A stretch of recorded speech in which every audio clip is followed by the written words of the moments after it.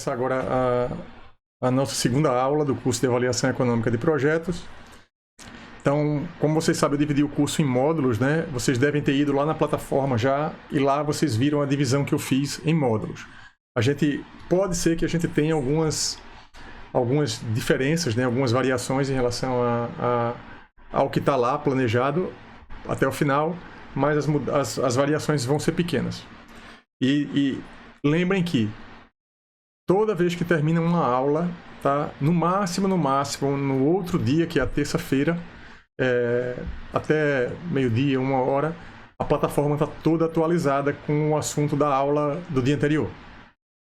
Isso é muito importante, eventualmente, se vocês faltarem a alguma aula, vocês vão estar com tudo gravado e vão receber isso no dia seguinte na plataforma. Não somente o vídeo, mas tudo que a gente tiver passado. Eu estou escrevendo tudo na plataforma, até alguns detalhes da aula, as dúvidas, tudo lá, tá? Isso vai facilitar, a minha ideia é que isso facilite completamente a nossa comunicação e que melhore muito para vocês, né, em relação à organização das coisas também. Tá? Tempo a gente vai ver aqui que tempo é dinheiro, tempo é uma coisa muito importante, a gente precisa otimizar sempre, né? Então, a gente, só um overview, assim, uma revisão do que a gente já tinha conversado na aula passada, data de início, data de conclusão do curso. Como eu falei para vocês, a gente perdeu as 2 primeiras aulas, mas não só vai ser reposta, mas vocês vão ter mais carga horária comigo nessa matéria do que as 30 horas que vocês supostamente teriam que ter, né? Eu espero dar muito mais conteúdo para vocês aqui. Em relação às aulas síncronas, né, o link da nossa plataforma está sempre no grupo do WhatsApp, ninguém está tendo problema mais, só foi no começo isso. As aulas assíncronas vão estar na plataforma do curso. Eu não fiz isso ainda, mas está muito perto de começar a fazer. Por isso que eu perguntei a vocês, né, se vocês tinham aula antes do horário da nossa aula agora aqui, que é uma aula síncrona.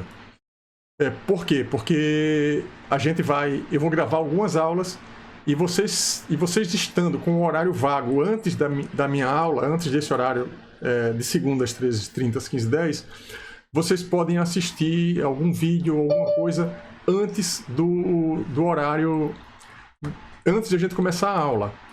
E isso vai ser bom porque a gente tem algumas coisas que quem perdeu pode, antes de entrar, já assistir a aula passada, por exemplo, ou muito possivelmente durante o curso eu vou passar alguns trabalhos, eu devo passar alguns trabalhos em dupla, pelo menos em dupla, porque a turma ela é muito pequena, a turma só tem 14 pessoas, então eu devo dividir vocês aí em grupos de 2, tá? Se vocês quiserem já ir fazendo essa divisão internamente, já podem fazer, porque os trabalhos da sequência vão ser todos em grupo, basicamente, em duplas, né? Então, quando a gente for lá para o Miro, a gente vai compartilhar os arquivos também em dupla e assim vai simplificar e acho que melhora um pouco para todo mundo. Tá? A plataforma das aulas, o grupo do WhatsApp, eu acho que todo mundo já está lá. A plataforma Miro, que a gente deve começar a usar a partir da próxima aula. Hoje eu acho que a gente ainda não vai entrar lá. Em relação às avaliações, só confirmando, né, o que eu tinha conversado com a turma antes de a gente começar essa aula, eu saí um pouco da ideia do projeto, em função das dúvidas que vocês tiveram na aula passada, até, porque a primeira vez que eu estou dando essa matéria para todas as engenharias, né, é uma matéria que foi sempre do curso de petróleo, né, avaliação de projetos em petróleo e gás, e se eu trouxesse a ideia de um projeto, como eu estava pensando, eu acho que ia ter muita perda, vamos dizer assim, de definições e conceitos importantes, né, e aí eu resolvi mudar um pouco. Vai acontecer isso, de mudar um pouco a jornada aí no meio do caminho para otimizar o processo, tá? Então tem a comunidade no Facebook, o canal no YouTube, o grupo do Telegram e o meu e-mail e os contatos que vocês sempre têm e conseguem me achar fácil, sempre aí, tá? Lembrando sempre, né, tem lá o portal, acesso ao curso, já falei para vocês isso na aula passada, só relembrando, né, usem muito a plataforma, deixem dúvidas lá, comentários, enfim, tudo que vocês puderem fazer lá, façam, porque lá é um lugar onde a gente centraliza a informação, onde eu estou centralizando a informação do curso. As aulas, uma parte delas está indo para o canal. As aulas estão indo para o canal do YouTube, mas vocês nem precisam ir direto no canal do YouTube. Entre direto na plataforma, que na plataforma vai ter tudo.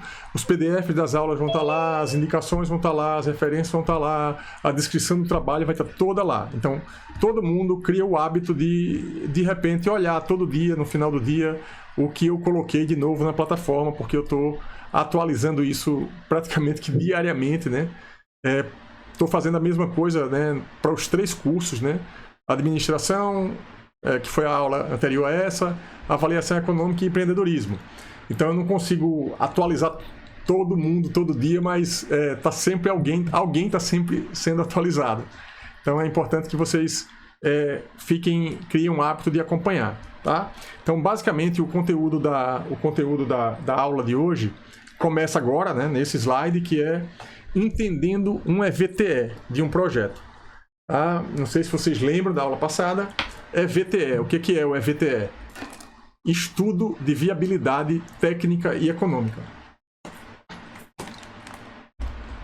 Então, eu coloquei esse título, né, entendendo um estudo de viabilidade técnica e econômica, porque basicamente é o que vocês precisam saber fazer, saber para que serve, saber como faz, para que vocês, engenheiros, né, contratados por qualquer empresa, quando forem chamados a fazer um estudo de viabilidade técnica e econômica, vocês saibam, tenham aí os primeiros passos, né, do que saber para que serve, como faz, enfim, a importância, principalmente a importância, tá? Eu achei, como eu falei na aula passada, né, eu abri esse curso agora para a civil, ambiental e para química, pela importância que eu próprio percebi nele depois que comecei a dar essa disciplina para o curso de petróleo, tá? Acho que vocês vão concordar comigo, à medida que a coisa flua, vocês vão concordar comigo de que, apesar de ser uma matéria eletiva, o conteúdo é praticamente obrigatório na verdade, não somente para um engenheiro, mas eu acho que todo mundo que trabalha de alguma forma com projetos, né, teria que saber alguma coisa de estudo de viabilidade econômica de um projeto, né? De qualquer projeto, seja um projeto de engenharia, seja um projeto de tecnologia, seja um projeto de empreendedorismo, de um médico, de um dentista, de um jornalista, de qualquer um, a gente precisa fazer um estudo de viabilidade econômica antes de sair gastando, né? Então passar essa ideia para vocês hoje é muito importante, né, para mim. Eu já comecei a fazer isso na aula passada, o que é, o para que serve, a gente viu isso na aula passada, eu vou reforçar aqui.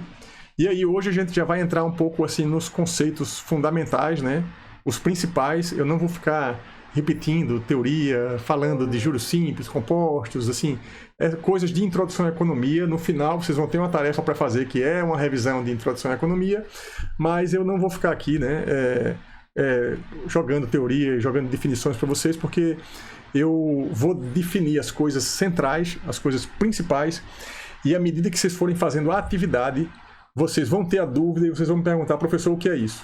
E aí, quando vocês sentirem a necessidade, vocês me perguntando, vocês já vão estar aprendendo e aplicando no trabalho que eu vou passar, tá? Isso já vai começar a partir de hoje. Aí a coisa básica, fundamental, né? Entender o que é um fluxo de caixa, tá?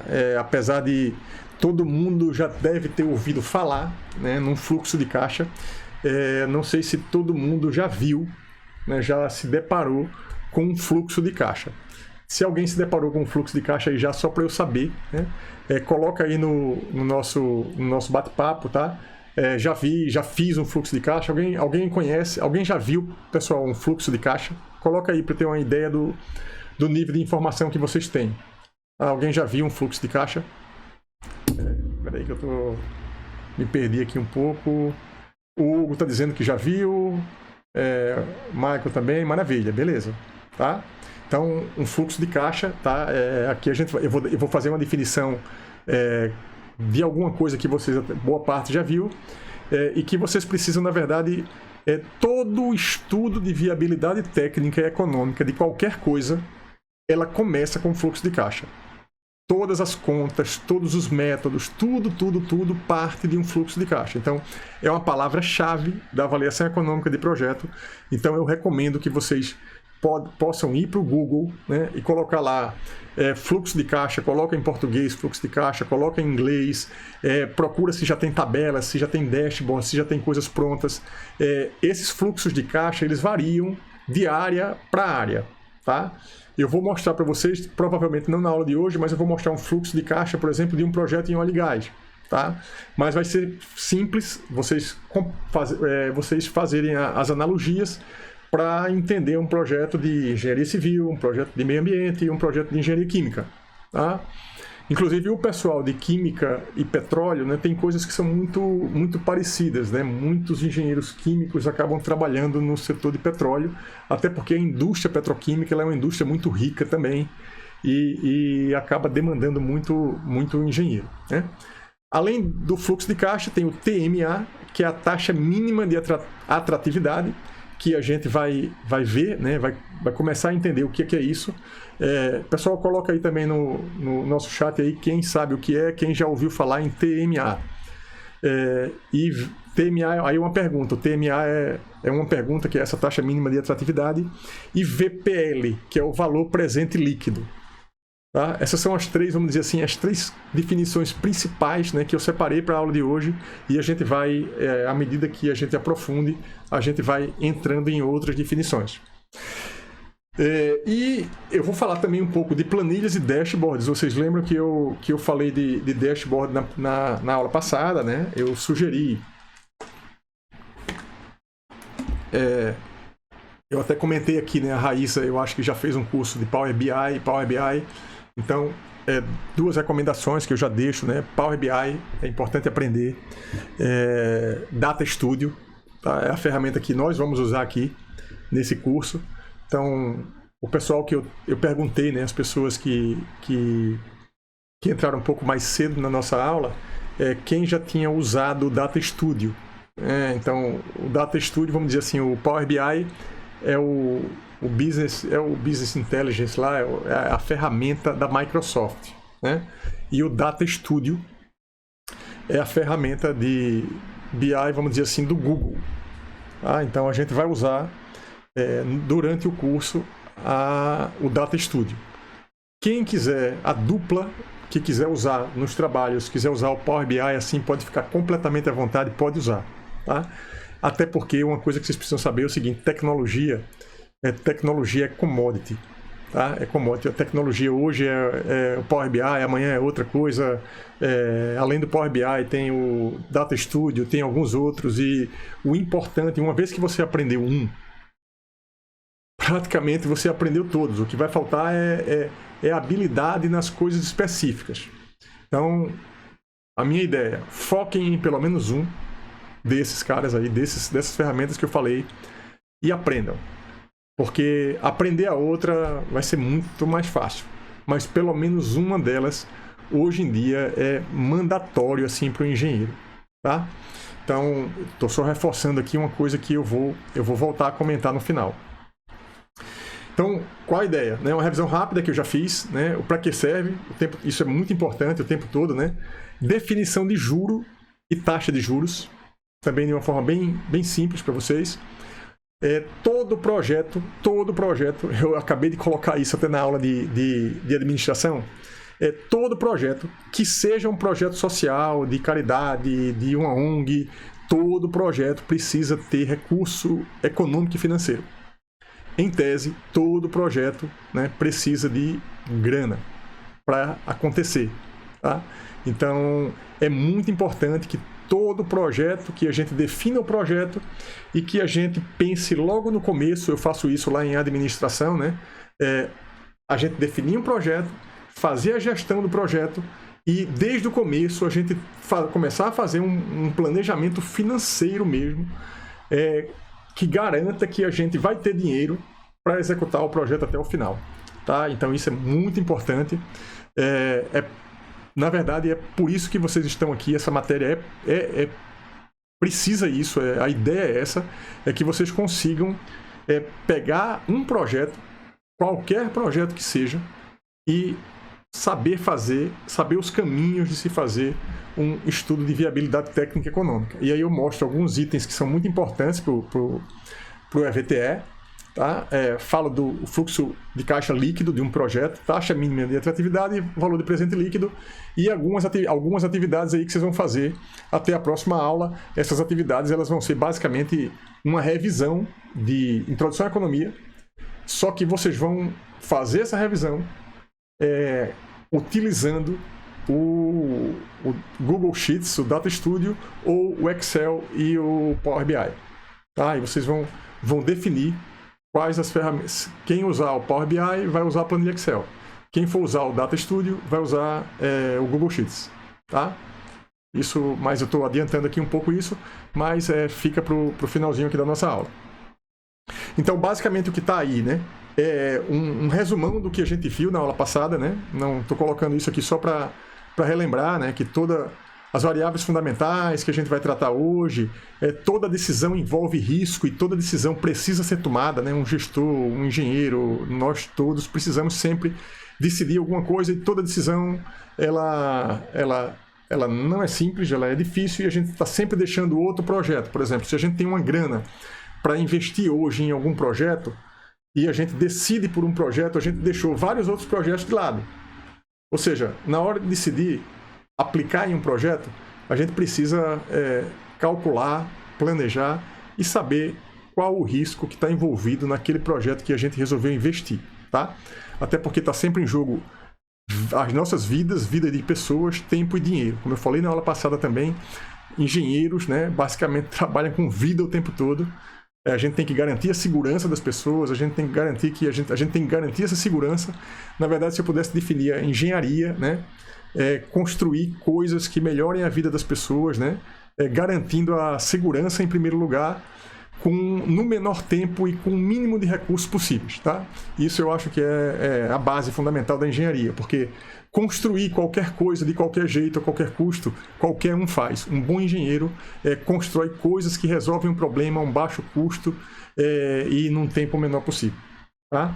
Então, a decisão-chave, né, que precisa ser tomada é se a gente investe ou não em determinado projeto. Tá? Ela é técnica e economicamente viável? O que podemos fazer para mitigar, reduzir e diminuir os riscos envolvidos? Como construir um EVTE? Quais os métodos para isso? Tá? E como eu já falei, a ideia principal da disciplina é sistematizar a construção de subsídios para tomada de decisão. Tá? Eu sou focado, assim, eu gosto muito de método. Todo mundo tem um método. Mesmo que o método que a gente usa para fazer algo seja ruim ou não seja o melhor possível. Mas é importante ter um método e é importante ter clareza que a gente tem um método para tudo. Tá? Se vocês pararem para pensar um pouco, vocês vão perceber que vocês têm método para tudo. Talvez não tenha parado para anotar o método que é o seu. Mas se fizerem esse exercício, vão entender e vão melhorar os métodos que vocês, até o método de estudo, cada um de vocês tem um método de estudo, cada um de vocês está assistindo essa aula de uma forma diferente, talvez, anotando de uma forma diferente. Cada um tem uma forma de produzir um método para fazer algo, né? Então aqui o que eu vou fazer é mostrar para vocês, né, métodos para sistematizar a decisão.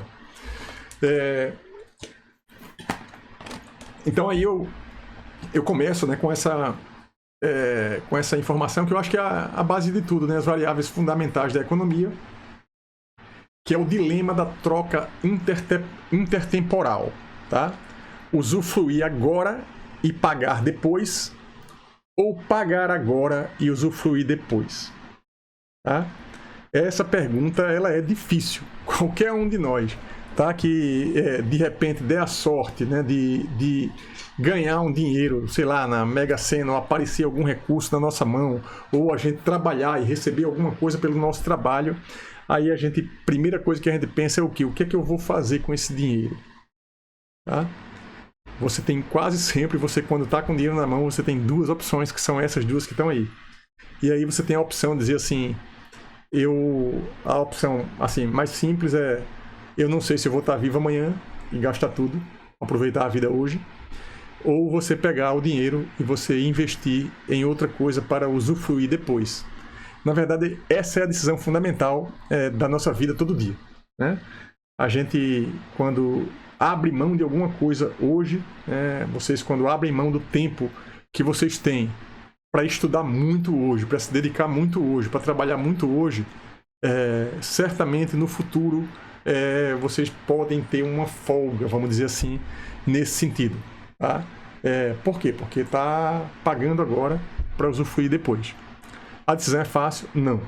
Tá? Então, eu coloquei até esse livrinho aí do Rei Dália, né? Que eu recomendo fortemente, é um livro relativamente recente. Tá? O Rei Dália é um cara que trabalha é dono de um fundo de investimento, já é um cara de muita experiência. Esse livro é um dos melhores livros que eu comprei, assim, eu leio bastante, né? E esse livro assim, é um dos melhores livros que eu comprei assim, nos últimos 2 anos. Tá? Ele fala de princípios de vida e trabalho. E ele tem outro livro que ele vai tratar especificamente de princípios da parte voltado para a parte econômica mesmo. Então, eu recomendo. Esse livro eu coloquei algumas imagens do livro na aula de administração. Quem quiser assistir a aula de administração, ela tá lá, ela vai para lá para o canal do YouTube. Mesmo quem já tenha feito administração comigo, vai perceber que muita coisa mudou e a administração sempre vale a pena aprender. Então, a aula que eu dei hoje de administração vai estar no canal do YouTube, vai estar na plataforma, vocês podem acessar, eu acho que vale a pena. Tá? Até porque o que a gente está fazendo aqui não deixa de ser um planejamento, só que aí é um planejamento especificamente financeiro. Tá? Lá em administração ou empreendedorismo, que são as 3 matérias que eu dou, né? Essas matérias elas são fortemente ligadas uma à outra. Só que em empreendedorismo, eu não entro no detalhe da avaliação econômica de um projeto de uma empresa, por exemplo. Tá? Em administração, eu trato a parte econômica, mas não no detalhe que eu trato aqui. Então, aqui a gente vai para a parte mais econômica mesmo. Então, é por isso que é muito comum eu orientar vocês de uma disciplina a assistir o vídeo da outra, tá? Porque elas se complementam muito bem. Então, no livro, né, tem muitas imagens legais como essa que está aí, e a imagem ela é bem simples, mas ela é bem complexa, assim, porque a vida da gente é feita desses pontinhos brancos aí o tempo todo. O tempo todo a gente se depara com uma decisão. E a gente tem uma decisão e a gente tem que decidir. A gente tem que escolher um lado ou outro, ou qual é a decisão que eu vou tomar, eu vou investir ou não num projeto, o que é que eu vou fazer, eu vou trabalhar agora, enfim. Sair de casa envolve uma decisão. E toda vez que você toma uma decisão, como eu falo sempre, você deixa uma série de outras para lá. Porque você está focando numa direção. E lembrar, né, que no caso das finanças, e em boa parte da vida, antecipar custa e retardar rende. Tá? Então isso é muito importante, essa noção é muito importante ter, né? Porque a gente investir, né? Investir qualquer quantia que seja, né? Não vou entrar aqui em questão de finanças pessoais, até porque tem muitos caras muito bons na internet, eu vou indicar vocês aí, por exemplo, já vou começar indicando aqui alguns, né? O Tiago Nigro, Natália Arcuri, Gustavo Cerbasi, esses caras têm Instagram, eu vou botar isso lá na nossa plataforma, o link para o Instagram deles. Eles fazem isso muito bem na internet, ensinando as pessoas a parte de finanças pessoais, e aqui não é o meu objetivo na disciplina, aqui a ideia é uma VTE, uma coisa um pouco mais macro, mas a base da economia, a base de tudo é isso que está aí na tela, né? Vocês vão ver, eles vão dizer para vocês de outras formas, né? Que antecipar custa e retardar renda, e que faça escolha, e que invista certo, enfim. Então, e juro, o que é juro, né? Juro é o que se paga por antecipar ou o que se ganha por diferir um benefício. Tá? Basicamente, a definição bem simples do que é juro. Tá? Os juros, por definição, é a remuneração devida ao diferimento ou renúncia ao consumo imediato, tá? E uma remuneração pelo risco assumido. Tá? Se a gente pega uma grana hoje, né, e a gente investe, né, na verdade a gente vai receber, né, uma remuneração que na verdade é em função de guardar o dinheiro, optar por não gastar agora, né? E aí a gente vai ter aí o valor do juro, que é o valor monetário que a gente vai ter no final, menos o valor inicial. Tá? E a taxa de juros, na verdade, que a gente fala sempre em taxa de juros, né? 3%, 10%, 5%. Qual é a taxa de juros atual? Quanto rende quanto está rendendo, por exemplo, hoje a poupança? Alguém sabe qual é o valor da poupança hoje? Alguém que é mais ligado em investimento? Quem souber qual é a taxa de juros hoje, por exemplo, básica, coloca aqui no nosso chat, tá? Então, a taxa de juros, né, é uma coisa muito importante, é um conceito básico. Eu não vou voltar aqui na questão de juros simples, compostos, mas ela é elementar e vocês vão ver isso na apostila do Valmir, que é o que eu vou orientar para vocês darem uma estudada, fazer uma revisão de introdução à economia, tá? A taxa, a pessoa pergunta, são coisas diferentes, tá, pessoal? Quanto que você ganhou de juros? Aí, quando a gente faz essa pergunta, a gente está falando do valor monetário de juro e qual é a taxa de juros, tá? Então, são coisas diferentes e a taxa de juros, na verdade, ela é igual ao valor monetário do juro produzido, ou seja, existe uma unidade aí que é a unidade financeira dividida pelo valor monetário do capital aplicado. Tá certo?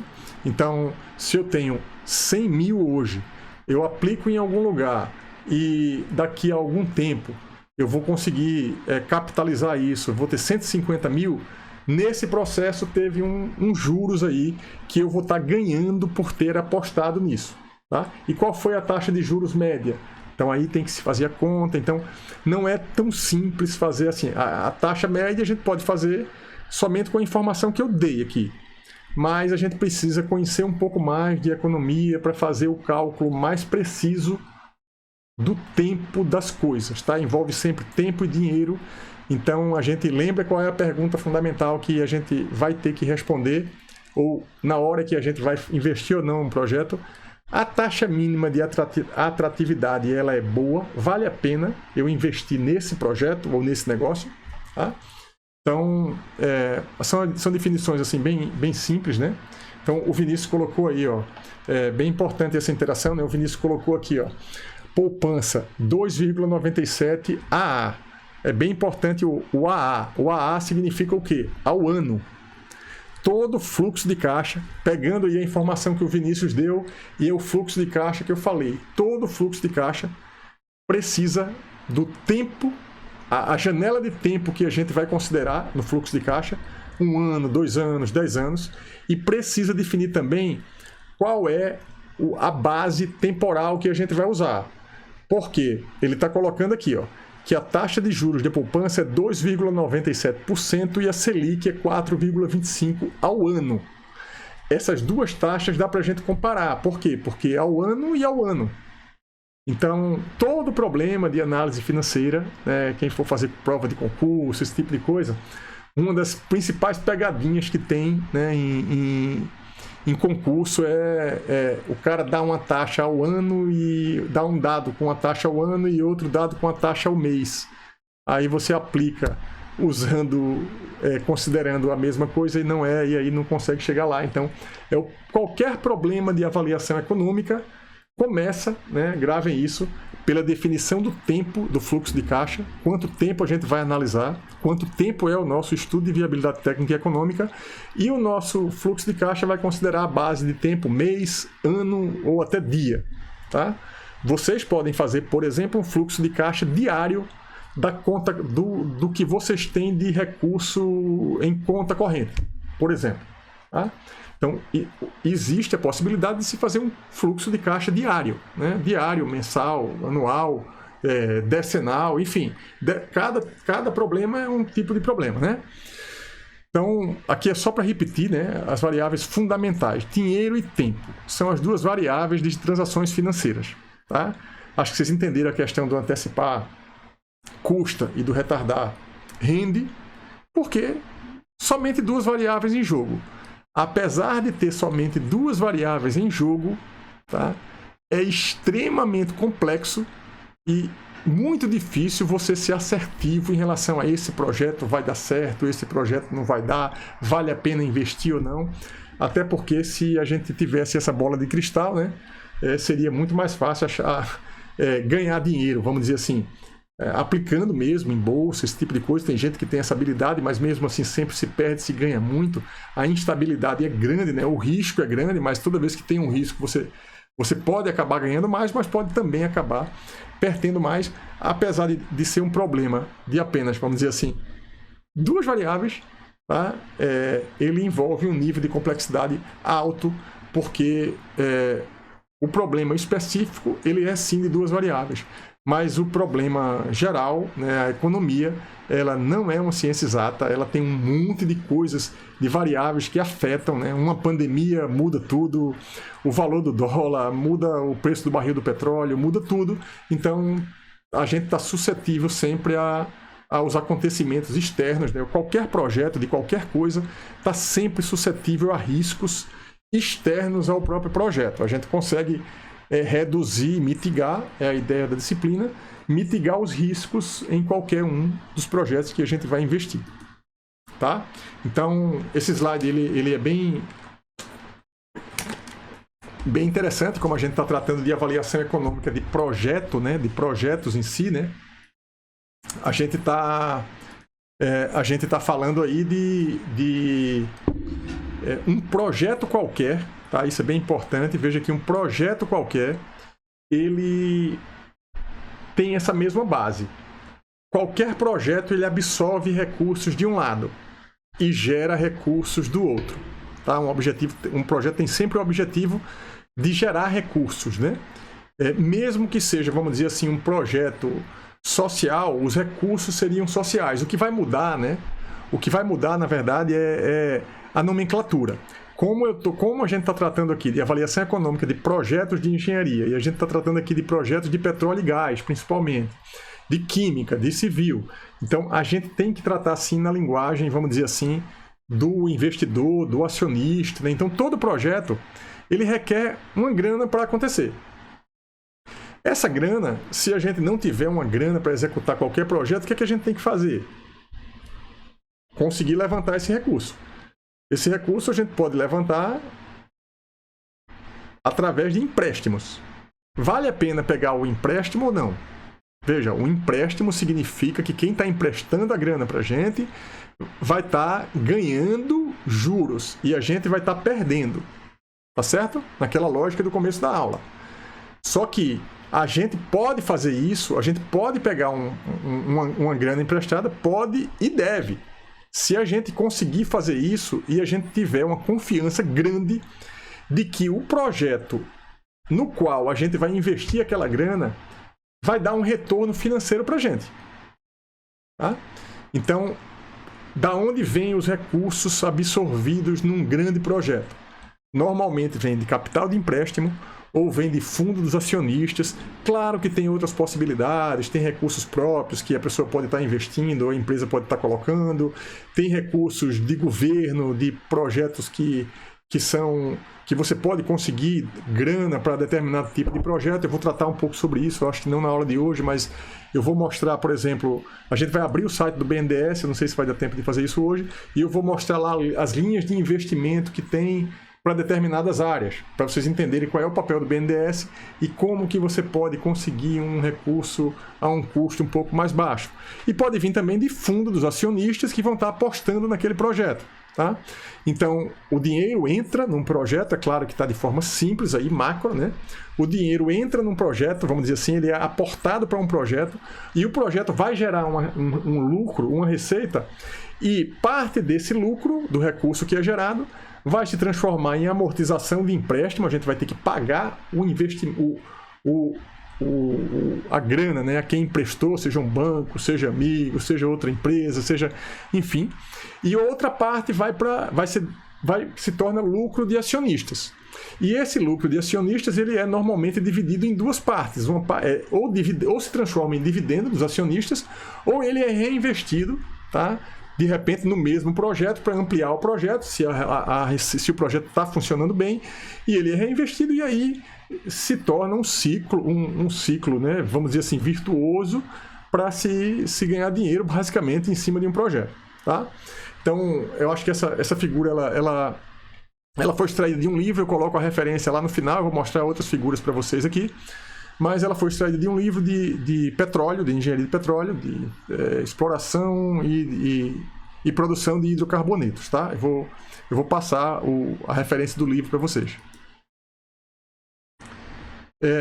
Então, alguns itens importantes para um EVTE, tá? Vou fazer alguns princípios básicos, né, que são importantes vocês entenderem alguns princípios básicos que eu já estou falando para vocês aqui, né?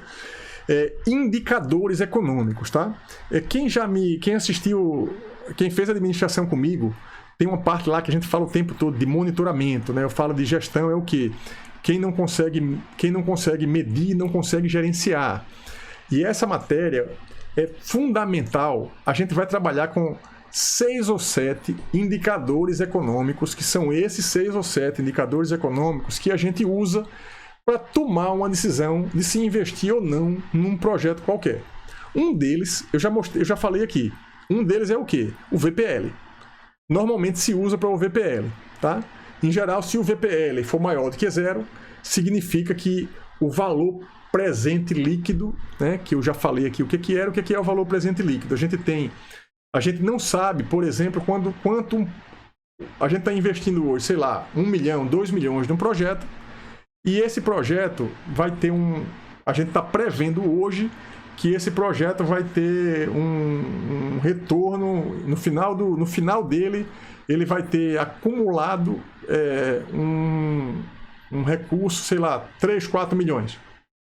Só que 3, 4 milhões daqui a 20 anos, a gente não sabe quanto que vale isso daqui a 20 anos. Então, para que a gente tome a decisão correta, ao invés de pensar nesse valor daqui a 20 anos, a gente traz para o presente o valor que a gente estimou para o futuro. Então, é isso que é o valor presente líquido. Então, para que a gente possa dizer assim, não, daqui a 5 anos, daqui a 10 anos, esse projeto vai ter dado o retorno, vai ter movimentado X milhões de reais, ou X mil reais, tá? Com base no VPL. Então, o fluxo de caixa é uma coisa importante, né, para a gente calcular todo o cálculo que a gente faz de todos os indicadores econômicos ligados a um estudo de viabilidade técnica e econômica. Todos são extraídos basicamente do fluxo de caixa, tá? Então, sabendo isso, se faz uma triagem e classificação dos projetos que estão em curso. É normalmente isso que se faz dentro de uma empresa qualquer de engenharia, né? Porque as oportunidades existem, são muitas, tem muitas ameaças disfarçadas de oportunidades, né? Mas o que se faz basicamente é selecionar diante de um grupo de projetos qual é o projeto que aquela empresa vai aportar ou não nos próximos anos. Para que seja feito isso, tem que se ter um bom estudo de viabilidade técnica e econômica. No caso específico de projetos em óleo e gás, tem ainda contratos de partilha e projetos de produção. Tem detalhes aí que precisam ser... Tem projetos que precisam de um detalhamento maior para que se possa fazer um estudo de viabilidade técnica e econômica mais detalhado de subprojetos específicos, tá? Eu vou dar um exemplo para que isso fique um pouco mais claro.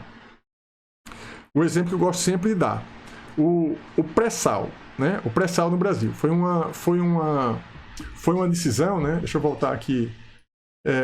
O pré-sal foi uma decisão que foi tomada pelo país em 2006 de investir no pré-sal. Existiam vários desafios tecnológicos, econômicos, financeiros, só que se tomou a decisão de investir.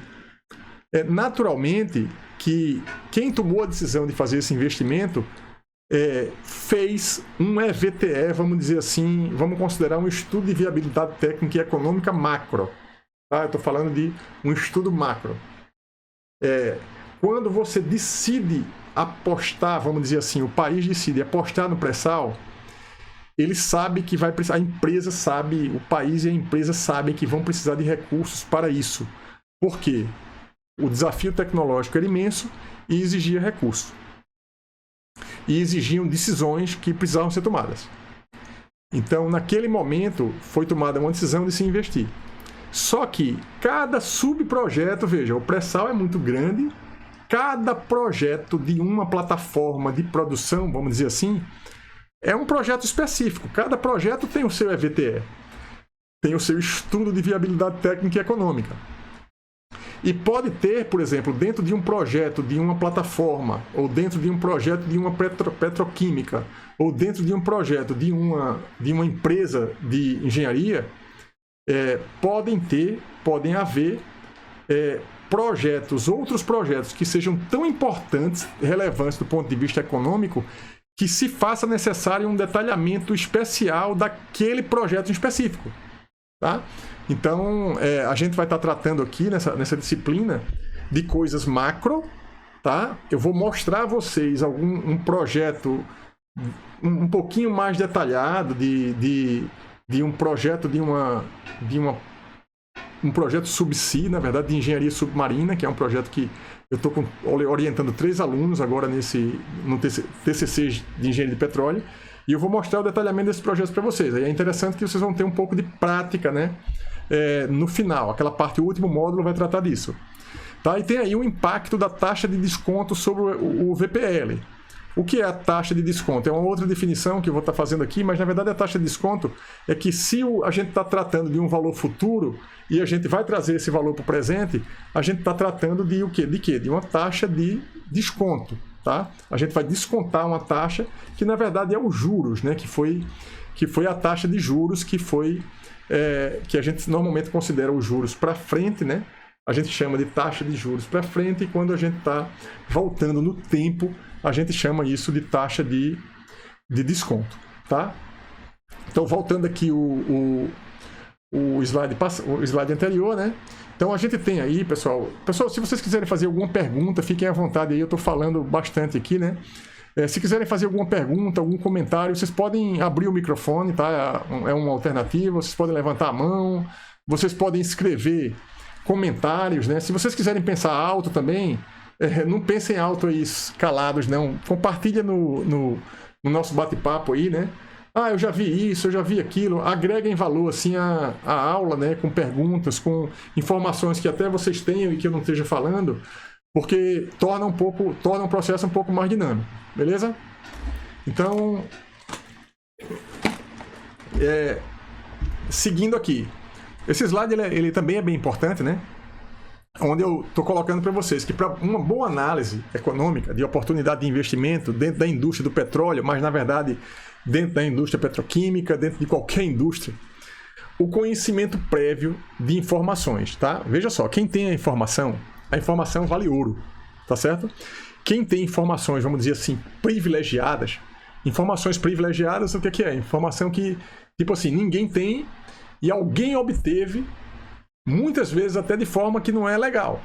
Tá?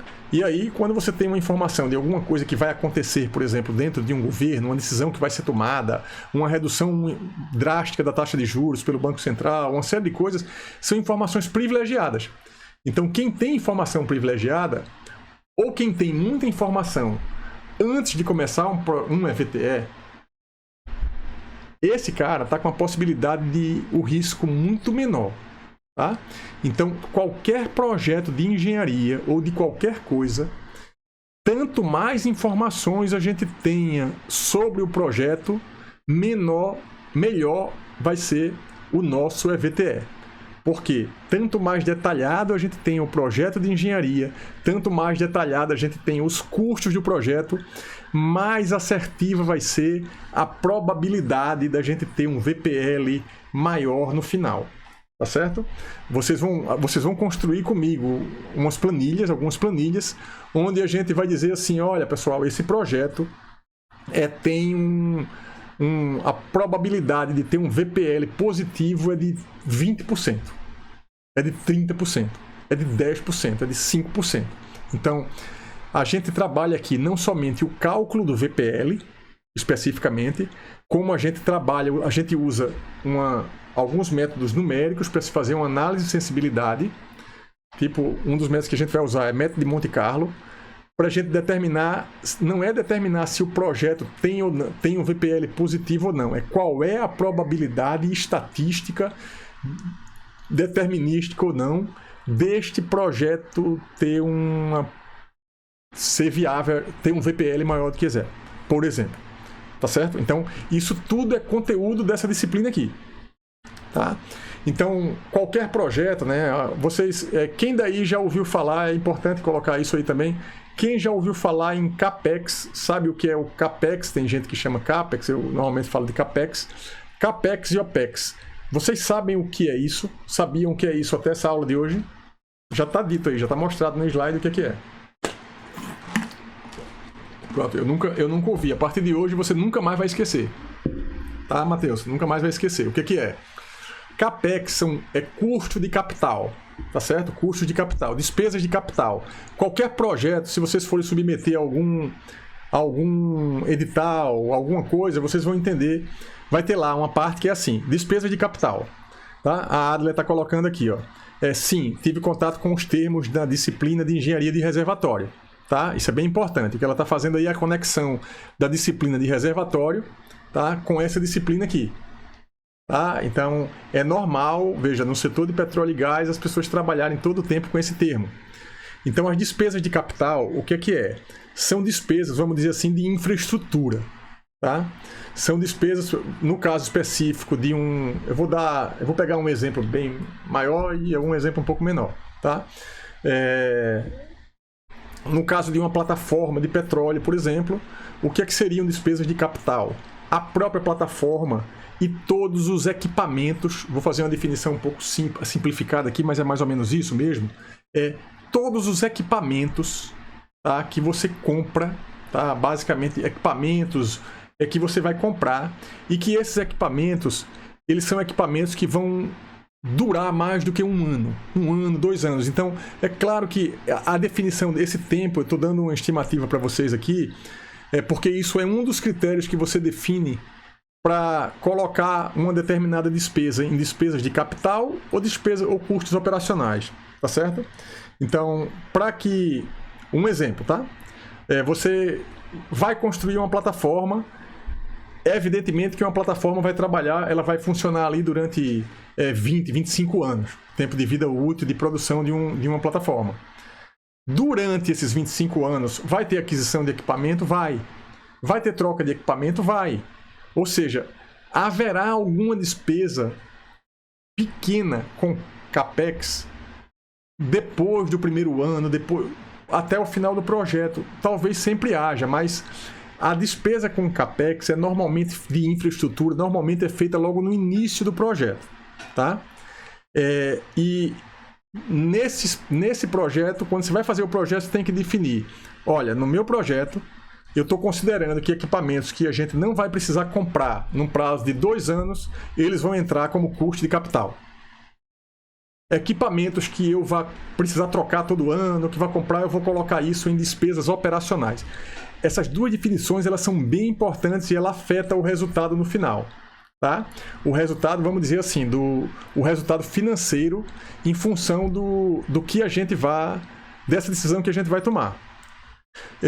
Todo mundo entendeu aí, pessoal? Pode colocar aí sim a diferença entre custo de capital e custo operacional. Isso vale para qualquer empresa. Por exemplo, vou pegar um exemplo bem simples, né? Vou construir, por exemplo, eu tenho um projeto de empreendedorismo que eu vou montar uma padaria. Uma padaria é um caso bem, bem típico, tá? Uma padaria é um caso bem típico onde você tem normalmente é um negócio, né, considerando, vamos dizer assim, eu estou saindo um pouco do mundo do petróleo, né, e estou indo para micro e pequenas empresas, sei lá, né? Então, no mundo dos negócios, né, você montar uma padaria, você tem um custo, um CAPEX alto, tá? Muita gente vende, não sei se vocês sabem disso, mas muita gente vende pão hoje, mas tem muita gente que vende pão que não tem a padaria, tá? Porque não tem os equipamentos para produção do pão. Na verdade, muita gente vende pão hoje porque compra de uma indústria, vamos dizer assim, que é o que eu estou chamando de padaria, né? E essa indústriazinha, ela tem sim todos os equipamentos envolvidos. Então, quando a gente pensa em pequenos negócios, uma padaria é um caso que tem uma despesa de CAPEX alto, tá? E o custo operacional dela depois vai ser um pouco mais baixo. Tá? Porque os insumos, né, o custo operacional, o que é custo operacional? Depois que a empresa está funcionando, ela entrou em operação, aí as despesas operacionais elas passam a ser maiores do que as despesas de capital, tá? Então, eu estou reforçando aqui com um exemplo de outro negócio, né? E, em geral, vocês precisam também analisar, né? Esse custo de CAPEX, né? Quanto é que eu vou ter que investir logo no início? Tem gente que não tem muita grana para investir no início, ou seja, se eu não tenho muita grana para investir no início, eu tenho que procurar negócios que tenham um CAPEX baixo, tá? E que durante o processo eu consiga fazer alguma coisa um pouco maior depois. Então acho que ficou claro, né? Vocês falaram aí que entenderam, beleza. Então, no caso aí, esses 2 itens iniciais, eles valem para qualquer projeto. Vocês podem fazer aí, indo para a indústria química, por exemplo, uma petroquímica, ela tem um custo altíssimo também, né? O CAPEX de uma indústria química ele é altíssimo, tá? Só para vocês terem uma ideia, por exemplo, o valor investido, né, na fábrica da Braskem, né, que está instalada aqui no polo de Marechal Deodoro, foi R$1 bilhão, tá? O investido, ou seja, os equipamentos que tem lá, o CAPEX que tem lá, é muito alto, tá? Tem despesas operacionais? Tem, mas quando você compara um com o outro, né, é muito menor. Mas veja só, independente de ser maior ou menor o CAPEX ou o OPEX, qualquer projeto pressupõe que no final vai ter retorno, tá? Os investidores têm um retorno, ou seja, e para se ter essa noção clara, o fluxo de caixa é bem importante. Eu vou mostrar para vocês um perfil de um fluxo de caixa no setor de petróleo. Eu acho que vai dar uma noção boa para vocês e da importância do fluxo de caixa. Perfil de produção. No caso do petróleo, tá? Veja, eu vou pegar sempre o exemplo do petróleo e eu vou também usar o exemplo aí da padaria, né? Que é uma coisa bem mais simples e palpável para a gente, né? Então, quando se investe no setor de petróleo e gás, você leva muito tempo colocando dinheiro para que tenha o primeiro barril de petróleo que vai gerar uma fonte de receita, tá? Fluxo de caixa é despesa, é receita e despesa o tempo todo. Então, todo projeto que você precisa de um CAPEX muito alto, muitas vezes o primeiro retorno vai demorar muito a acontecer. Então, no caso do petróleo, é um caso específico, tá? E isso é muito importante, porque dinheiro e tempo estão ligados um ao outro. Ou seja, se eu preciso de um financiamento alto hoje, tá? Para investir numa padaria que seja, ou investir numa pequena empresa de petróleo que eu esteja montando com os colegas. Então, eu vou precisar de um CAPEX alto.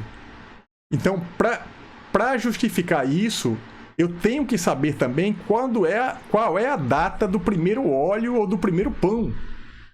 Quando é que eu vou conseguir começar a ter receita? Depois que eu começo a ter receita, não significa dizer que está tudo bem, não. Está tudo bem, não, porque já tem um valor enorme que foi investido e que a gente só vai ter esse retorno depois de muitos anos de operação, muitos meses ou anos. Então é muito difícil, até mesmo no mundo do empreendedorismo, por exemplo, você montar um negócio que tenha um retorno do que você investiu em menos de um ano e meio. Tá? É muito difícil. Qualquer negócio empreendedor que em um ano ele já se pagou, ele tende a ser um bom negócio. Esse valor, esse dado é um dado que a gente deve analisar isoladamente? Não. Mas ele é um dado importante. Por quê? Porque só começa a ter receita lá na frente e você só vai conseguir pagar depois que você começar a ter receita, em tese. Então, no caso específico do petróleo, ou de qualquer... do petróleo, mas de qualquer outra empresa, de qualquer outro negócio que envolva a parte ambiental. A gente tem engenheiros ambientais aqui no grupo, né, na turma. Então, toda empresa que vai produzir algo na indústria, vamos dizer assim, extrativa, como é o caso da Braskem, como é o caso da Petrobras, como é o caso da própria Vale, né, envolve termos de contrato onde o governo também faz parte. Então, tem termos de contrato e estruturas fiscais que vão entrar na conta, tá? Vão entrar na conta. E essa conta, esse detalhamento dessa conta a gente vai ver nas próximas aulas, não é hoje, tá? Mas isso tudo são itens importantes para compor o fluxo de caixa. Então, outra coisa que é importante no caso do óleo e gás, prognóstico para o preço do barril de petróleo. Veja, é uma coisa que muda o tempo todo. Ou seja, eu vou é por isso que o setor de petróleo, ele é um setor, vamos dizer assim, que normalmente os lucros são grandes, né? E o prejuízo também é muito grande às vezes. Por quê? Porque é um investimento de risco. Tá? Então, por isso que tem muita gente, por isso, óleo e gás é energia, né? Energia é uma coisa que todo mundo precisa, então tudo se baseia muito no preço do barril, tá? Nos próximas aulas eu vou mostrar aqui, a gente vai ver a variação do preço de barril, esse tipo de coisa, porque afeta, né? Você imagina, eu vou apostar num projeto, foi o caso do pré-sal no Brasil, né? O Brasil, quando descobriu o pré-sal, o dólar, o petróleo estava vendido já chegou a quase $80, se não me engano, o preço do barril, tá? E esse mesmo barril que chegou a $80, ele foi para 30, para 20. Aí você imagina que a principal coisa que você vende se super desvalorizou num determinado período. Ou seja, todo mundo que investiu, vamos dizer assim, naquele período perdeu muito dinheiro. Mas uma coisa que vocês não podem deixar de entender, né, é que não é somente a economia. Eu gosto sempre do paralelo com a vida. É cíclica. A economia é cíclica.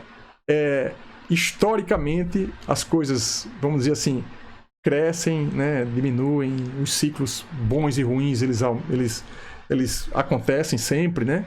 E na parte financeira, na parte econômica também é assim. E aí, tanto mais você entenda de dinheiro, tanto mais você entenda de negócio, você vai ter aí riscos menores ao investir, né? Um outro item importante também na decisão de um projeto, que vocês vão ver isso quando vocês estiverem trabalhando numa empresa, seja uma petroquímica, seja de petróleo, seja uma empresa de construção, qual é a expectativa dos investidores ao realizar o investimento? Isso precisa estar claro, né? Porque quando isso está claro, você não tem problema com uma parte interessada. Não são todos, né? Ele não é a parte interessada, é a parte interessada talvez a principal, mas é preciso calibrar bem as expectativas. E tanto mais você consiga fazer um estudo de viabilidade técnica e econômica preciso, tanto mais perto da realidade vai estar o seu acordo, vamos dizer assim, com as pessoas que estão investindo, né? Então, eu estou falando isso no caso do setor de petróleo, petroquímica, que são investidores, mas qual é a expectativa, por exemplo, de um empreendedor quando ele abre um negócio, né? O que é que ele quer? Normalmente as pessoas infelizmente, né, abrem um negócio, não montam sequer uma planilha, tá? Não fazem um fluxo de caixa antes de abrir o negócio, tem a ideia, vai lá e faz, né? Como diz como é o que é normal num discurso muito motivacional dizer, mas é muito bom você ir lá e fazer se você já tiver uma planilha antes, tá? O risco é muito menor. Então, uma planilha antes, tá? Eu sempre foco nisso. Então, como vocês estão vendo, essa disciplina é uma disciplina fundamental para apoio à tomada de decisão, tá? É uma área que atua no desenvolvimento e disseminação de conhecimento na área de regulação econômica. Tá? Então é muito importante. Eu falei, tem sempre governos envolvidos, tem muita coisa no caso específico do petróleo e de indústrias extrativas. Tá? Então é importante, são técnicas que vocês vão aprender aqui que servem são aplicadas para assessorar a gestão. Tá? A gestão, por exemplo, de uma empresa grande, ela toma decisões com base no aval técnico dos seus colaboradores. Tá?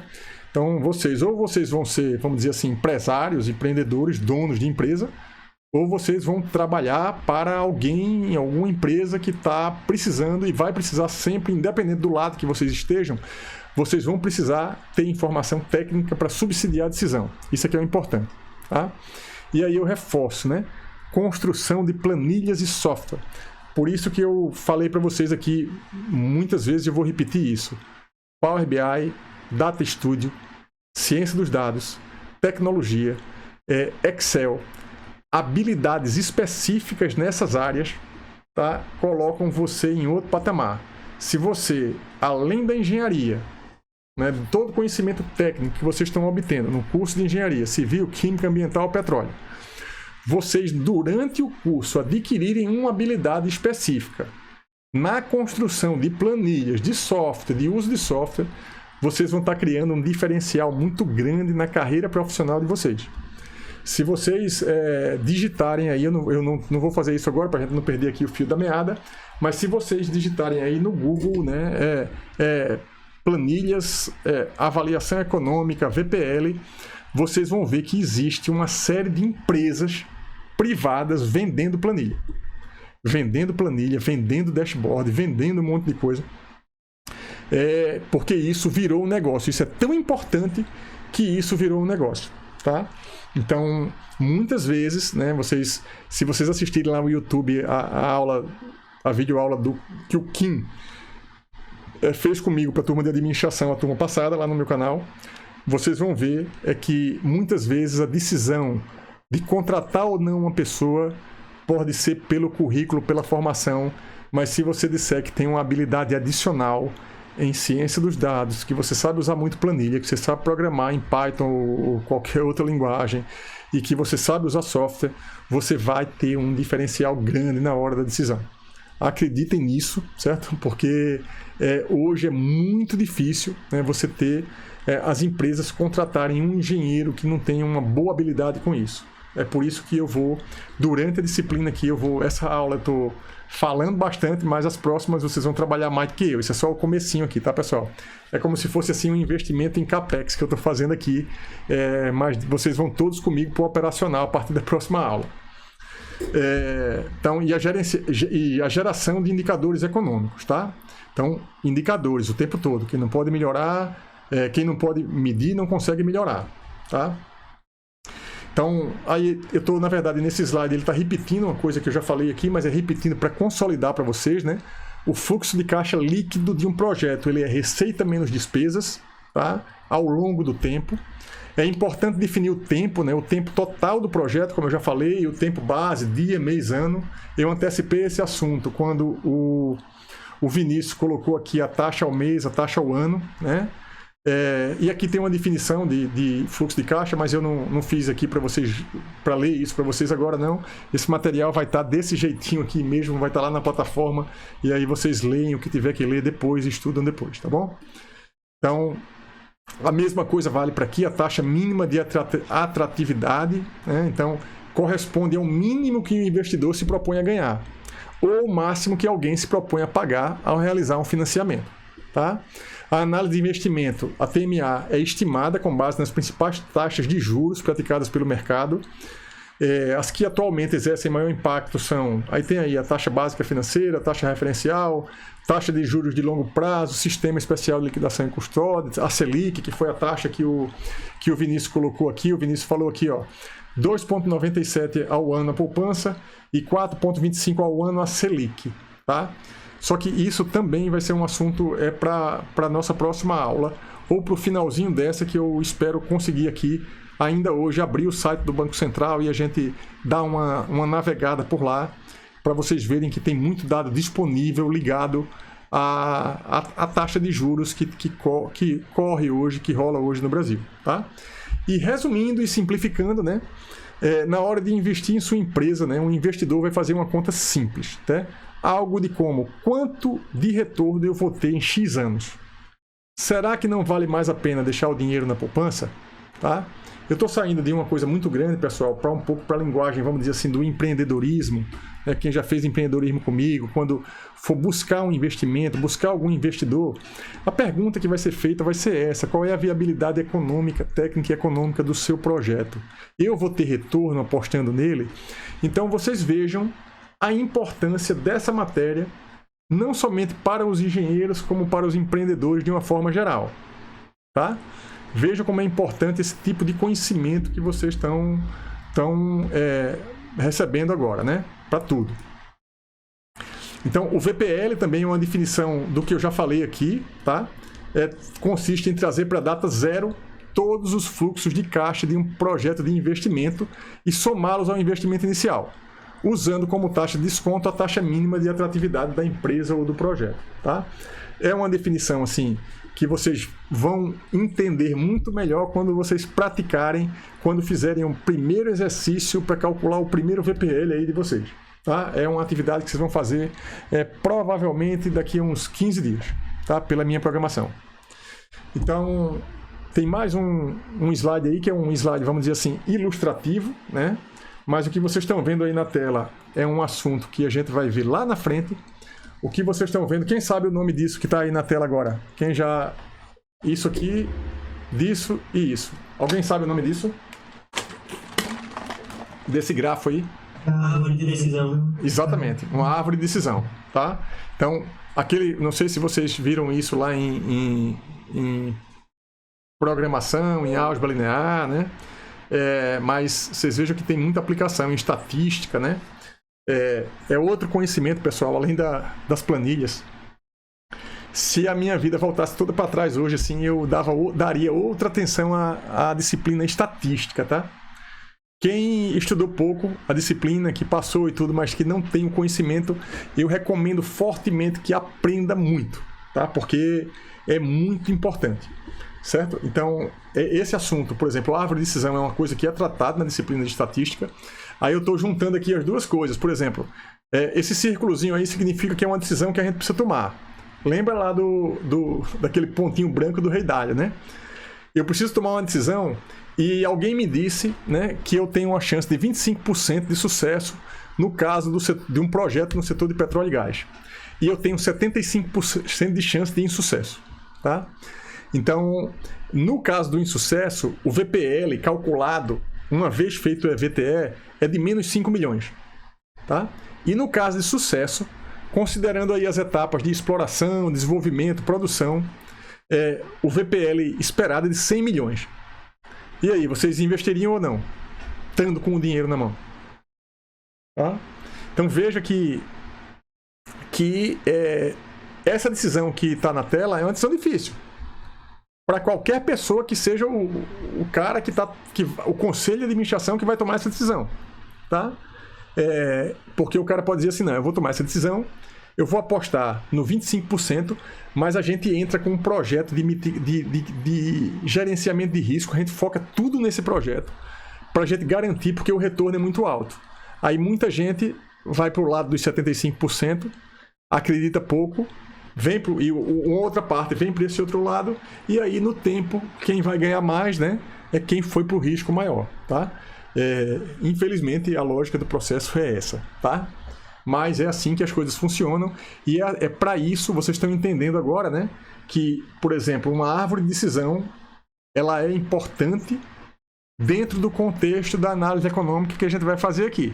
Vocês já entenderam o que é um VPL, vocês vão estão entendendo agora, no final, o que é você dizer para alguém, né, olha, esse projeto tem 25% de chance de dar um VPL positivo.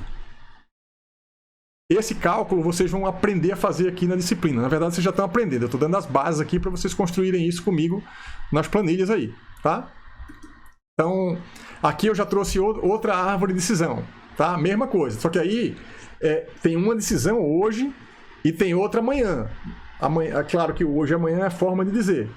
Mas tem uma decisão que você vai tomar aqui nesse caso. Deixa eu voltar aqui ele, tá? Mas evidentemente que depois que você entra para os 25% aí, tem outras decisões que vão ser tomadas no meio desse EAPD aí, várias. Essa árvore de decisão vai ser composta de várias outras decisões. E isso, depois que você detalhar o processo, né, para as várias outras decisões, de repente muda esse 25% e esse 75%. O que está aqui é um valor, vamos dizer assim, aproximado. À medida que você adianta o projeto, que você pega informações que são mais valiosas, você tem mais informação ainda para tomar a decisão certa. Tá? Então, esse tipo de continha aqui, a gente não vai chegar no nível de fazer, talvez, depende muito do andamento da jornada de vocês aqui comigo nos trabalhos, mas o ideal é que vocês consigam fazer uma conta, né? Já inclusive usando as técnicas assim, de árvore de decisão para que a gente consiga aplicar todo o conteúdo aqui que vai ser dado no projeto, na disciplina, tá? Então, itens de despesa, né, eu coloquei aí, reforçando, ó, o CAPEX, itens cuja vida ultrapassa 1 ano, plataformas, tubulações, postos.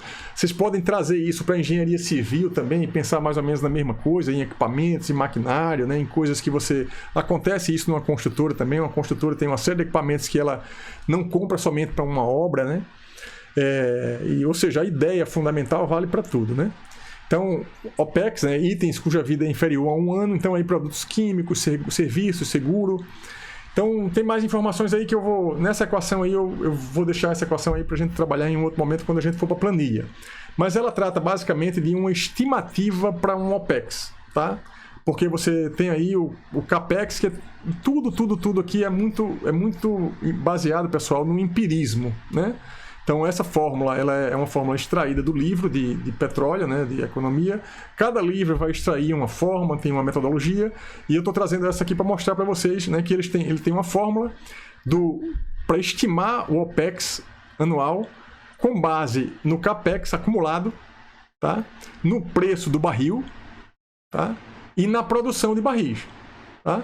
Essa fórmula ela é exata? Não. Nada aqui vai ser exato, basicamente. Tá? Mas ela é uma estimativa. Se a gente pode aplicar isso ao caso da padaria? Não sei. Tem que fazer a conta para saber se faz sentido.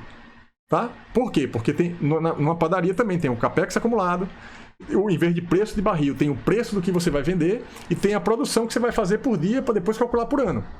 Tá? Então, é o que eu estou falando. Eu estou procurando mostrar para vocês as metodologias e ensinar a vocês os conceitos fundamentais de avaliação econômica. Tá? E aí vocês vão pegar esses conceitos e aplicar onde vocês quiserem, tá? E aonde vocês sentirem necessidade. Então agora tem uma parte mais, vamos dizer assim, um pouquinho mais leve da aula, com algumas figuras que eu separei, né? Todas foram extraídas dessa fonte que está aí, né? Exploração e produção de hidrocarbonetos. Esse livro, né? de petróleo. Então aqui, o que é que a gente está vendo aqui? A gente está vendo aqui um fluxo de caixa típico do setor de petróleo. Tá? Se algum de vocês se interessar e colocar assim, de repente, fluxo de caixa de um projeto petroquímico, na indústria petroquímica, a depender do tipo da indústria, de repente, o fluxo de caixa vai ter uma cara parecida, ou não. Tá? Provavelmente vai ter uma cara parecida, porque o que é que acontece no caso do petróleo? Vocês olhando para esse gráfico aqui, vocês estão vendo o quê? Vocês conseguem ver o meu mouse, pessoal, aqui na tela? Sim. Conseguem? Beleza, aí facilita a minha explicação aqui. Então, veja, ó, isso aqui é um fluxo de caixa, tá? Esse fluxo de caixa, a gente definiu aqui o quê? 10 anos. Tá? Ele está o quê? Ao mês, ao dia, ele está ao ano. Primeiro que o tempo, são 10 anos o tempo total, e eu dividi em anos. Ou seja, o que é importante para mim é ter a taxa ao ano para colocar, para a gente calcular esse projeto aqui. E aqui está o fluxo de caixa. Esse valor aqui é um valor absoluto, tá? Em fluxo de caixa em milhões de dólares, tá? Que eu estou tratando aqui de projeto de petróleo. E ele está mostrando aqui, ó, que, como vocês já entenderam da minha explicação, né? Que no primeiro e no segundo ano, somente despesas de CAPEX, tá? Normalmente você só investe, compra equipamento, compra prédio, compra itens, né, que não vão ser comprados nessa quantidade depois. Mas esse período é um período muito crítico porque aquele projeto não está rentabilizando nada ainda. A partir do terceiro ano, ele começa a rentabilizar. Aí a partir do terceiro ano, veja, aí começa a aparecer aqui, ó, o fluxo de caixa líquido. É esse acinzentado mais claro aqui. O que é? Veja como o fluxo de caixa líquido ele está baixinho ainda, ele está pequeno. Por quê? Porque provavelmente a produção, né, a diferença entre a receita e as despesas ainda está muito baixa. Então, de qualquer maneira, já tem uma viradazinha aqui na chave. Né?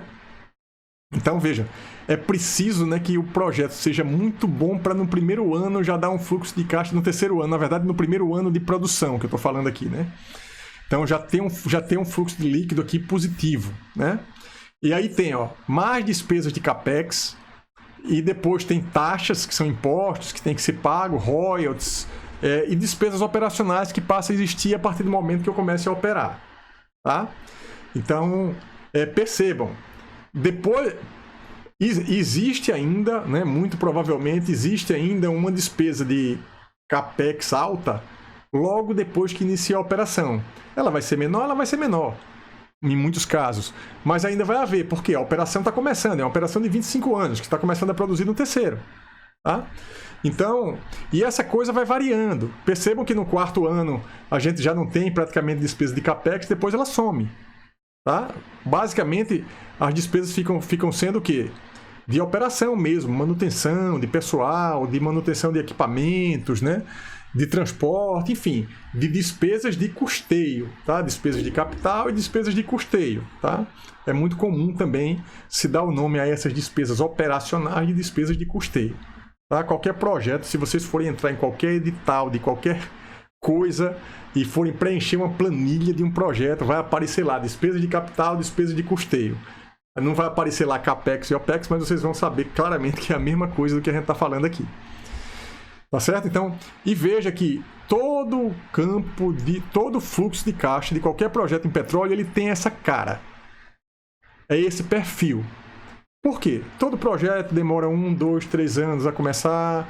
É claro, as variações, né, vão ser frutos aí da produtividade do campo, o valor do barril vai afetar muito, enfim. Acho que vocês conseguiram entender bem aí. Eu acho que esse slide aí, com a explicação toda que eu dei aqui, né, hoje, eu acho que sacramenta assim, algumas coisas aí na cabeça de vocês, né? Eu espero que vocês estejam entendendo bem. Se alguém... Como é que tá aí, pessoal? Tá... Beleza aí, clareza aí na explicação, como é que tá? Se tiver ruim, pode falar, pode me interromper aí que eu tô falando aqui muito. Tá dando para entender, sim, professor. Tranquilo? Beleza. Se tiver alguma coisa, alguma dúvida aí, levanta aí a mão e grita aí, tá? Vamos lá. Então, ó, outro slide aqui mostrando a data do primeiro óleo, tá? Aí veja que no caso do petróleo, tem a data do primeiro óleo, que é quando começa a ter uma receita, e lá na frente vai ter um período que vai começar a parar de produzir. Só que quando para de produzir, ainda continua tendo despesa. Quais são as despesas? Que é chamado de descomissionamento. Porque a empresa para de produzir, tem que tirar as coisas que estão lá, tem que tirar os equipamentos, que boa parte deles pode ser usado em outro projeto, né? Tem que tirar as coisas, tem uma série de regras ambientais que você tem que fazer essa passagem, né? Ou seja, o projeto depois ele vai continuar tendo somente despesa mesmo depois que ele para de produzir. Então essa é a cara de um projeto de petróleo. E se a gente analisar assim, pegar uma coisa simples também, né? A gente, por exemplo, pegar um caso bem banal assim no dia a dia, né? Quando a gente aluga um imóvel, né? A gente aluga, de repente, às vezes faz uma reforma para montar algum negócio. Você vai começar a ter uma receita, a receita vai começar a cobrir o custo do imóvel, e lá no final você vai ter que sair, você vai parar de produzir e você vai ter umas despesas finais aí, né? Do que seria, vamos dizer assim, um descomissionamento do imóvel que a gente está saindo, porque tem que fazer alguns reparos, então é uma despesa que vem depois do processo aí, tá? Então isso tudo, quando a gente vai fazer um projeto de avaliação econômica bem feito, a gente pensa em todas essas etapas. E aí tem também outra forma de se apresentar um fluxo de caixa, né? Um fluxo de caixa acumulado. Tá? São os mesmos dados mostrados de outra forma. Tá? Que também, quando vocês forem fazer um trabalho específico, né, vocês vão fazer o gráfico, vamos dizer assim, de um projeto das duas formas. Aí vocês, com a mão na massa, vocês vão entender melhor do que eu ficar explicando aqui esse projeto em si. Né? Mais um gráfico assim também ilustrativo, onde a gente tem aqui, ó, o fluxo de caixa líquido acumulado, tá? Ó, que é um valor bem importante, né? O tempo de retorno para o investimento. Tá? Veja só, esse tempo de retorno para o investimento é o que a gente chama de... na verdade, tempo de retorno para o investimento mesmo, né? Então, é o tempo que o projeto leva, é o que a gente chama assim de payback. É o tempo que o projeto leva para pagar o investido. Tá? Não é o tempo que leva para dar lucro, vamos dizer assim. É o tempo que leva para pagar tudo que eu investi, vamos dizer assim. Então aí aqui tem, ó, veja que é com base no fluxo de caixa, com base em gráficos, que você vai pegar essa interseção aqui e vai dizer, ó, esse aqui é o tempo do retorno do investimento, tá? Entre 6 e 7 anos. E aí tem a exposição máxima, que ele tá colocando aqui essa dimensão como sendo a exposição máxima, ou seja, é o máximo que a gente pode levar o projeto sem nenhuma receita. tá? Então, com esse gráfico desenhado pela primeira vez, num processo mais automático, numa planilha, você pode ir jogando valores e variando valores, e você vai vendo esse gráfico dinamicamente acontecendo na sua tela, né? Num dashboard, para você começar a tomar decisões de forma mais assertiva e mais precisa, tá? Então, pessoal, basicamente, né, em termos de conteúdo, o que eu tinha para mostrar para vocês era isso, tá? Hoje. O que a gente vai fazer agora, né, não vai dar tempo da gente ir na plataforma hoje ainda, não vai dar tempo. Isso, a próxima aula, eu prometo que a gente faz essa próxima aula um pouco mais prática, tá? Até porque vocês vão ter que fazer essa atividade que eu vou passar agora aqui, e que é uma atividade fundamental, e que eu abri mão de passar aqui o tempo todo dando conceitos básicos de engenharia econômica para vocês, para que eu consiga chegar no final do assunto. Eu já perdi, teve anos que eu já perdi muito tempo nessa parte básica e não cheguei no final. Então eu estou ajustando agora para a gente poder chegar no final bem, tá? E para isso vocês vão ter que fazer um trabalho fora do tempo de aula. O que é? A apostila do Valmir. Quem fez a disciplina com o Valmir, economia, pessoal, pode falar aí, por favor. Quem fez a disciplina com o Valmir? Coloca aí no chat aí, eu, para eu saber quem já teve acesso. Primeira pergunta é essa: quem já fez a disciplina com o Valmir? Adler? Alguém mais? Então, a Adler já vai levar alguma vantagem no processo, tá? Na atividade que eu vou passar. Os demais, tá? Essa planilha vai estar disponível para vocês lá na plataforma, vocês vão fazer o download dela, tá? E não vou passar essa planilha aqui toda agora, vocês vão ler. Ela é o material que eu estou usando como referência, né, para revisão, tá certo? Então, o material dele é muito bom, está dividido em 4 partes. Parte 1, custo de produção, o que são custos fixo, variável, médio e marginal. O que é custo de oportunidade, o que é lucro, o que é preço, o que é custo. E como os encargos incidem na formação do preço, tá? Parte 2, matemática de financiamento, taxa de juros, equivalência entre taxa de juros, financiamento de bens, aplicações financeiras, sistema price, sistema saque, financiamento de imóveis, tá? A parte 3 do curso dele, curva de oferta e curva de demanda. E a parte 4, análise de investimento, valor presente líquido, payback e taxa interna de retorno. Tá? Ou seja, a parte finalzinha de introdução à economia é a parte essencial dessa matéria aqui. Vocês já entenderam isso agora, né? Então, eu sei que tem gente aqui que já fez a matéria, tem gente que já fez a matéria há muito tempo, e aí eu vou passar 2 exercícios para vocês fazerem até a próxima semana. Talvez a Adler já tenha até esse exercício feito, né? Então, deixa eu passar aqui para o próximo. Então, tem alguns exemplos na apostila dele, eu não vou ler aqui os exemplos todos, né? Ele pergunta lá, por que um engenheiro deve estudar economia? O assunto é relevante e importante para qualquer bom profissional. Seguem alguns exemplos mostrando que a economia e a engenharia são indissociáveis e complementares, tá? Aí tem alguns exemplos práticos, eu acho que vai todo mundo gostar dessa apostila dele, é muito prática mesmo, tá? Peguem essa apostila porque vocês vão conseguir pegar rápido os conceitos básicos de economia, né? Ele trata muito o dia a dia, né? A economia do dia a dia, né? Então, tem quanto custa um apartamento que você deseja para começar a sua vida? Qual o preço médio de venda, ou seja, o custo por metro quadrado do residencial abaixo? Aí isso tem lá uma foto, tem o custo aí, a área de cada apartamento, o valor, tá? Então você pode fazer tipo um estudo de viabilidade econômica, né, disso, tá? Então as ações e as atividades, aqui tem como funciona o cartão de crédito, né? Muita gente acaba atrasando, usa cartão de crédito e ainda atrasa, tá? Usar o cartão de crédito é o de menos. Agora, quando você atrasa um dia o cartão de crédito, a pior taxa que você pode pagar na vida, na verdade, é cheque especial primeiro, né? E taxa de cartão de crédito depois. Na próxima aula vai ser uma aula mais prática, eu vou mostrar para vocês Banco Central, BNDES e outras coisas mais, e vocês já vão ter feito essa atividade que eu estou passando aqui, tá? Então, deixa eu passando aqui, ainda tem algumas coisas ligadas ao cartão de crédito em si, né? Tem uma parte que é muito importante, né? Isso aí, eu peguei essa imagem de lá também. Oferta impacta muito no preço, tá? se a gente tem uma grande oferta, vamos dizer assim, no caso aqui de tomate ou batata, o preço do tomate e da batata vai cair, tá? Quem já frequenta o mercado de produção, eu frequento o mercado da produção, então acontece isso no dia a dia, tá? Então, quando tem algum problema de logística ou alguma chuva, alguma coisa que impediu alguma coisa de acontecer, o preço do tomate no mercado vai para R$6, R$7 e em outros dias ele custa R$2, R$1,50, enfim, é um mercado assim, extremamente volátil e não é somente no petróleo, no mercado da produção também é assim, tá? E a oferta afeta, né? Então, pessoal, só para reforçar, né, as atividades que eu vou pedir, vocês podem exercitar e vocês vão fazer essa atividade no Google Sheets ou no Excel.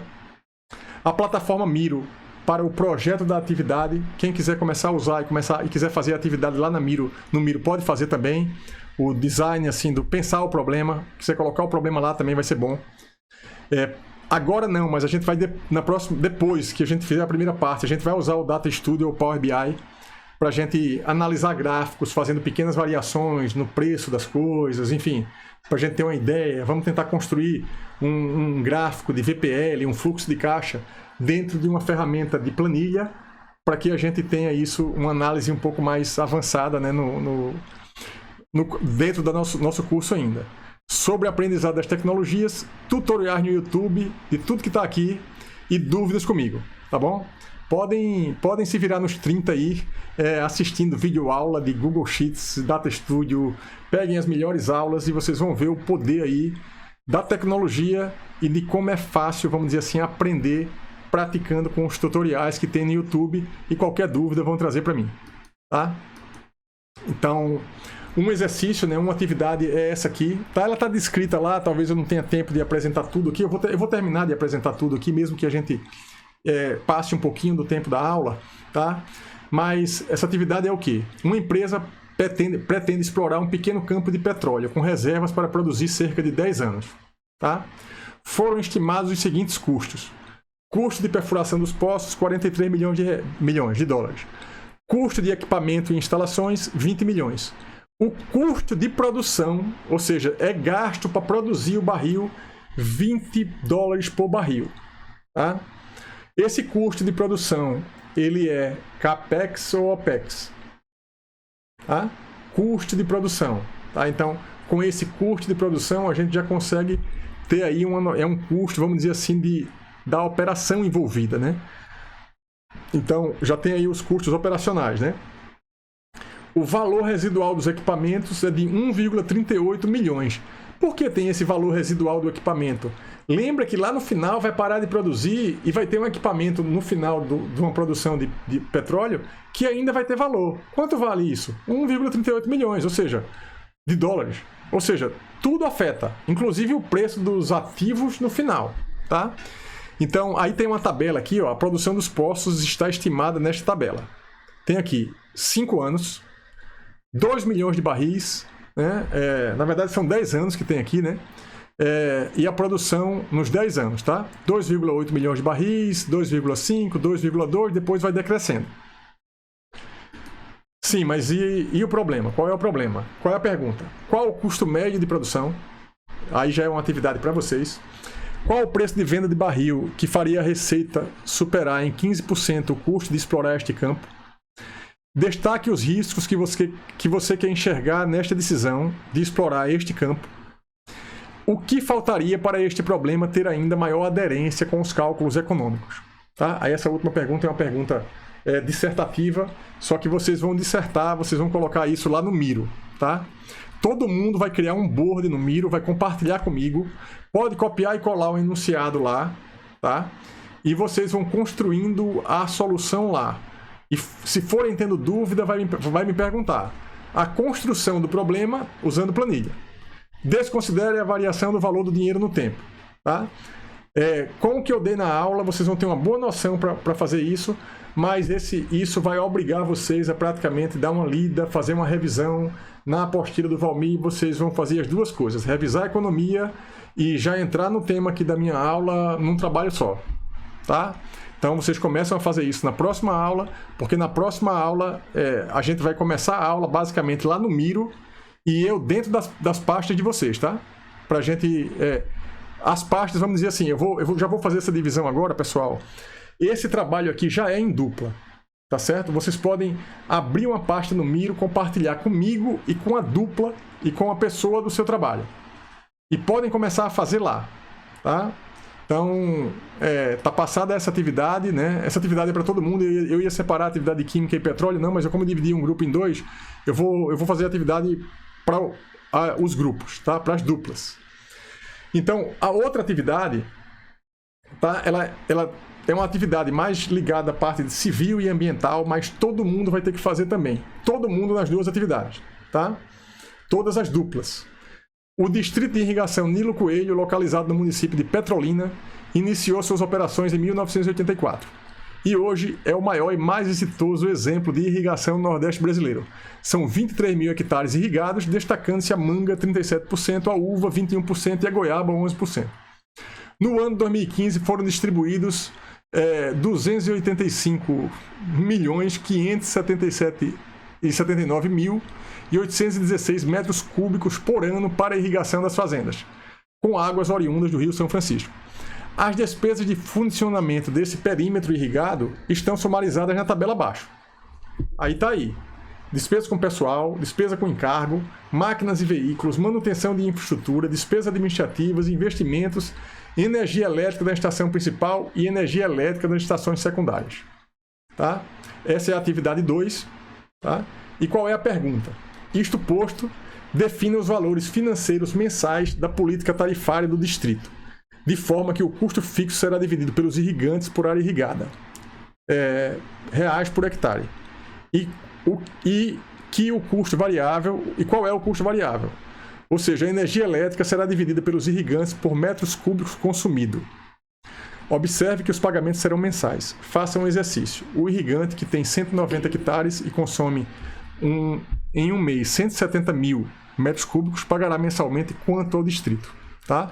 É um problema que envolve aí economia, tá? Engenharia econômica, basicamente, né? E que vocês estão com o problema na mão para resolver aí e vão revisar tudo de economia. Qualquer dúvida, vocês vão, na verdade, me procurar, né? E me consultar aí pelos canais que vocês têm de consulta, né? Nesse caso específico, a gente ainda tem o professor Valmir para tirar dúvidas, se eu tiver a dúvida, né? Para nos ajudar também. E é isso, pessoal. Por hoje é isso. Alguém tem mais alguma dúvida? Quer fazer alguma pergunta? As perguntas podem ser em relação ao conteúdo, mas pode ser também em relação à disciplina como um todo. Tá bom? Sei que falei muito, mas hoje foi assim, mas na próxima vai ser mais a bola com vocês. Tranquilo, professor. Tudo sob controle aí? Tudo certinho? Sim, sim. Uhum. Sim, professor. A plataforma apostila já, professor, pra gente baixar? Não tá lá, mas vai estar lá hoje à noite, tá? Porque terminando aqui eu vou fazer uma edição rápida nesse vídeo, vou colocar lá, e a primeira coisa que eu vou dar prioridade hoje é a disciplina de vocês para colocar essa apostila lá para vocês, tá bom? E vê só, começar fazendo a atividade, compartilha comigo.